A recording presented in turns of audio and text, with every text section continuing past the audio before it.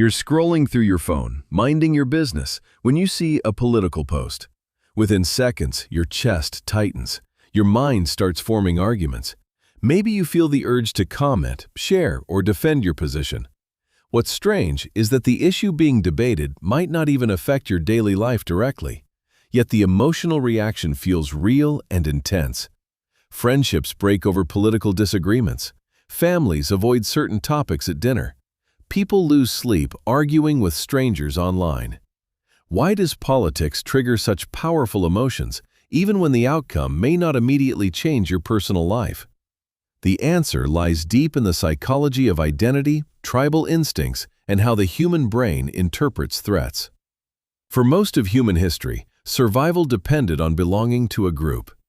Early humans lived in small tribes where cooperation meant safety, food, and protection. Being accepted by the group increased chances of survival, while being rejected could be dangerous. Because of this, the human brain evolved to be extremely sensitive to group identity and loyalty. Politics today often activates this same ancient system. Even though modern societies are complex and large, political beliefs still function like tribal markers. They signal who belongs to your group and who does not. When someone criticizes an idea that is tied to your political identity, the brain may interpret that criticism not just as disagreement, but as a social threat. This reaction happens quickly and often unconsciously. Brain imaging studies have shown that when people encounter political information that contradicts their beliefs, areas associated with threat detection and emotional processing become active. The brain is not simply analyzing information logically, it is preparing to defend identity. That is why political arguments rarely feel like calm discussions. They often feel personal, even when the topic itself is abstract or distant. A disagreement about policies or leaders becomes a disagreement about values, morality, and belonging. Another reason politics provoke strong emotions is the way the brain processes fairness and justice. Humans have a strong psychological sensitivity to perceived injustice. Evolutionary psychologists believe this trait developed because fairness within a group helped maintain cooperation. When people believe that rules are being broken or that others are gaining unfair advantages, the brain reacts with anger as a signal that something needs to be corrected. Political issues frequently revolve around these fairness judgments. Debates about taxes, laws, leadership, and social systems all involve questions about what is fair and what is not. Even if the issue does not directly affect someone's daily routine, the brain still reacts because it perceives the issue as part of a moral system that shapes society. Modern media environments intensify this reaction. News outlets and social media platforms are designed to capture attention, and emotional content spreads faster than neutral information. Outrage, fear, and anger are particularly powerful signals. When people encounter emotionally charged political content repeatedly, their brains begin associating politics with constant threat and conflict.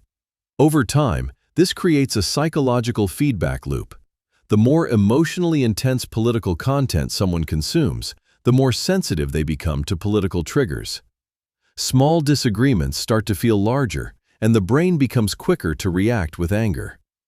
There is also the role of personal identity. Many people integrate political beliefs into how they define themselves.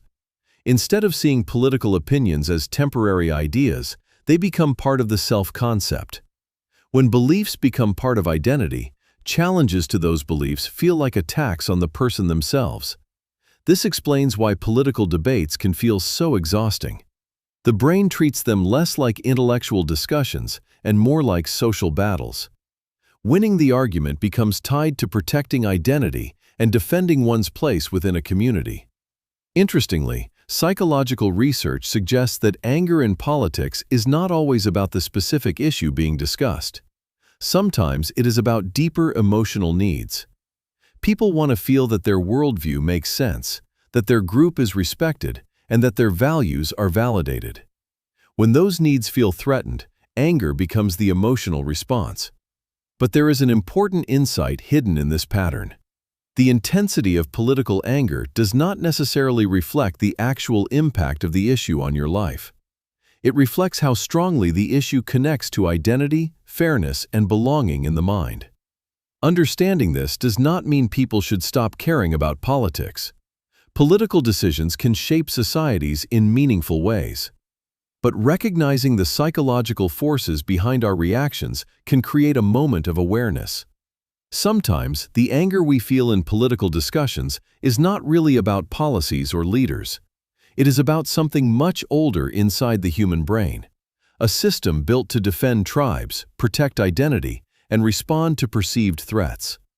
And in a world where every opinion can reach millions of people instantly, that ancient system is being activated far more often than it was ever designed to handle.